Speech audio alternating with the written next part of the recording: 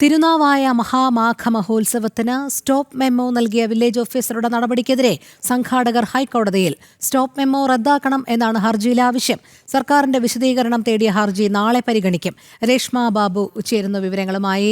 രേഷ്മ, തിരുനാവായ മഹാമാഘ മഹോത്സവത്തിന് stop memo നൽകിയ village ഓഫീസറുടെ നടപടിക്കെതിരെയാണല്ലോ സംഘാടകർ ഹൈക്കോടതിയെ സമീപിച്ചിരിക്കുന്നത്. തുടർ നടപടികൾ എങ്ങനെയായിരിക്കും?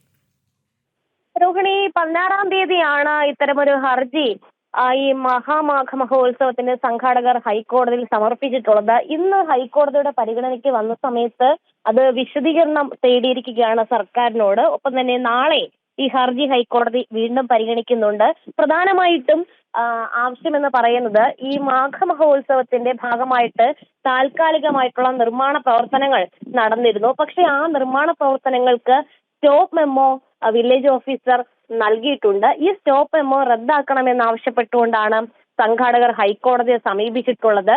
ഈ നേരത്തെ തന്നെ ജില്ലാ കളക്ടറുമായിട്ടടക്കം ഇക്കാര്യത്തിൽ സംസാരിക്കുകയും ബാക്കിയുള്ള കാര്യങ്ങളിൽ തുടർ നടപടികൾ സ്വീകരിക്കാനായിട്ട് വാക്കാൽ നിർദ്ദേശം നൽകുകയൊക്കെ തന്നെ ചെയ്തിരുന്നത്. പക്ഷെ അതിനിടയിലാണ് വില്ലേജ് ഓഫീസർ ഈ നിർമ്മാണ പ്രവർത്തനങ്ങൾക്ക് സ്റ്റോപ്പ് മെമ്മോ നൽകിക്കൊണ്ടുള്ള ഒരു നടപടിയിലേക്ക് കടന്നത്. പിന്നീട് ജില്ലാ കളക്ടറുമായിട്ട് ചർച്ചയൊക്കെ തന്നെ നടക്കുകയും ചെയ്തിരുന്നു. എന്തായാലും നിലവിൽ ഹൈക്കോടതിയിൽ ഈ നിയമപരമായിട്ടുള്ള ഈ വിഷയങ്ങളിലൊക്കെ തന്നെ കൃത്യമായിട്ട് ഇടപെടൽ ആവശ്യപ്പെട്ടുകൊണ്ടാണ് ഹർജി എത്തിയിരിക്കുന്നത്. സർക്കാരിനോടടക്കം വിശദീകരണം തേടിയിട്ടുണ്ട്. സർക്കാരിന്റെ മറുപടി കേട്ട ശേഷമായിരിക്കും ഈ ഹർജിയിന്മേലൊരു അന്തിമ തീരുമാനത്തിലേക്ക് ഹൈക്കോടതി സിംഗിൾ ബെഞ്ച് കടക്കുക. നാളെയാണ് ജസ്റ്റിസ് ജയചന്ദ്രന്റെ ബെഞ്ച് ഈ ഹർജി പരിഗണിക്കുന്നത്. രോഹിണി.